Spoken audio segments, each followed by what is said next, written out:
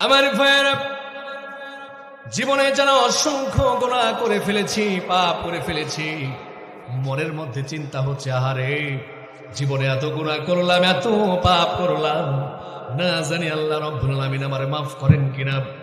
এইরকম চিন্তা যাদের মধ্যে রয়েছে, আমার আল্লাহ রাব্বুল আলামিন তার নবীর ডাক দিয়ে জানা দিচ্ছেন, নবী গো, আপনার যেই সকল উম্মতেরা, আমার যেই বান্দাগুলি নিরাশ হয়ে যাবে, তাদেরকে আপনি জানায়া দেন, কুল্লিয়া ইবাদিয়াল্লাযীনা আসরাফু আলা আনফুসিহিম লা তাকনাতু মির রাহমাতিল্লাহ।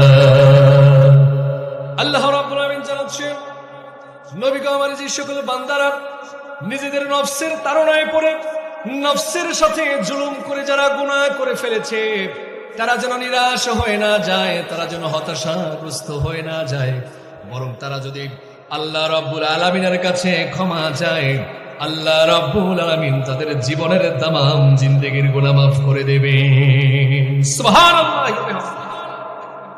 সম্মানিত উপস্থিতি, জীবনের গুনাহকে আল্লাহ রাব্বুল আলামিন এমন ভাবে ক্ষমা করবেন, একটি নিউবর্ন চাইল্ড, অর্থাৎ নতুন জন্ম নেওয়া মানব শিশু যেমন পৃথিবীর জমিনে আসলে তার কোনো গুনাহ থাকে, সে কোনো পাপ কাজ করে না, এরকম একজন শিশু পৃথিবীর জমিনে আসার পরে যেমন তার কোনো গুনাহ থাকে না, তেমনি ভাবে তাওবাকারীর গুনাহকে আল্লাহ রাব্বুল আলামিন এমনই ভাবে ক্ষমা করে দেন। এজন্য তাওবা করার দরকার আছে না নাই?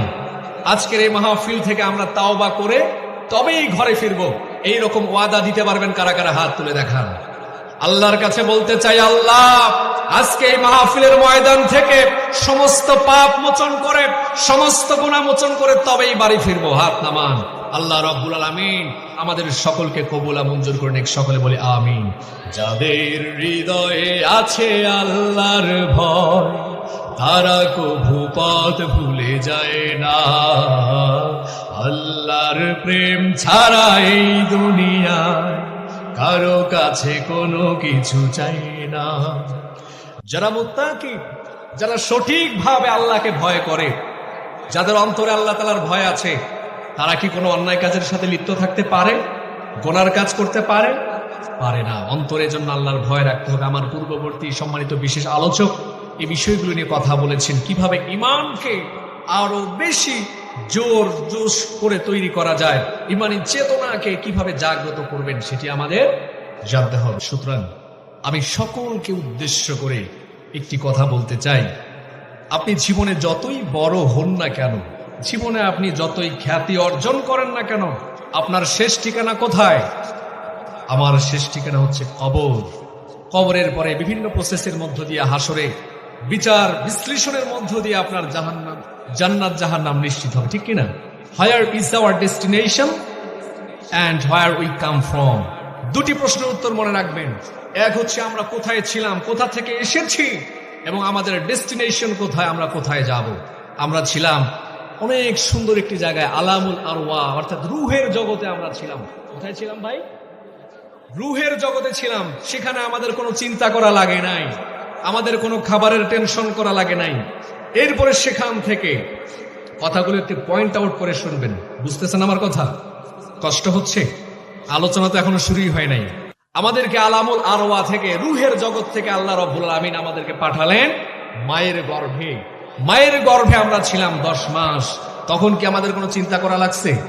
খাবারের টেনশন, রিজিকের টেনশন, পৃথিবীর জমিনের কি হচ্ছে না হচ্ছে কোনো টেনশনও তখন আমাদের করা লাগে নাই। আমারে মা যা খেয়েছি তার অর্ধেক আমি খেয়েছি। মা যেভাবে আমাদেরকে চালিয়েছে, মায়ের গর্ভে সেভাবেই ছিলাম, কোনো টেনশন করা লাগে নাই। কিন্তু দুনিয়ার জমিনে যখন ভূমিষ্ঠ হয়ে গেছি, আপনার আমার টেনশন বেড়ে গেছে, ঠিক কিনা? দুনিয়ার জমিনে আসার পরে সর্বপ্রথম যে শব্দ উচ্চারণ করেছি, কি উচ্চারণ করেছি বলেন না একটু? সর্বপ্রথম আমরা কি করেছিলাম? এসে কান্না করেছি, চোখের পানি ছেড়েছি। তার মানে আমি বুঝে গেছি যে এই দুনিয়ার জীবনে আমাকে টিকে থাকতে হলে স্ট্রাগল করতে হবে, যুদ্ধ করতে হবে, ঠিক কিনা?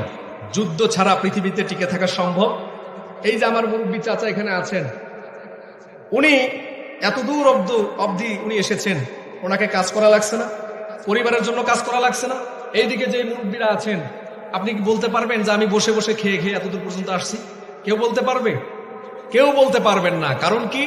কারণ আমাদের প্রত্যেককে পরিবারের জন্য, সমাজের জন্য কাজ করতে হয়েছে, ঠিক কিনা? এই যে শিশু বাচ্চাগুলি আছে, এরা এখনো জীবন যুদ্ধকে এটা বোঝে নাই।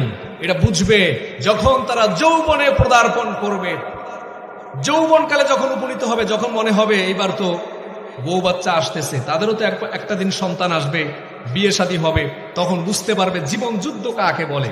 সুতরাং এই গোটা পৃথিবীর জমিনে আপনাকে টিকে থাকতে হলে লড়াই করতে হবে, নিজের সাথে যুদ্ধ করতে হবে, পরিবারের জন্য, সোসাইটির জন্য, রাষ্ট্রের জন্য আপনাকে যুদ্ধ করতে হবে। আমাদের তরুণ সমাজ, যারা যুব সমাজ, আজকে এই বাংলাদেশকে নতুন একটা রিফরমেশন করেছে, নতুন করে সাজিয়ে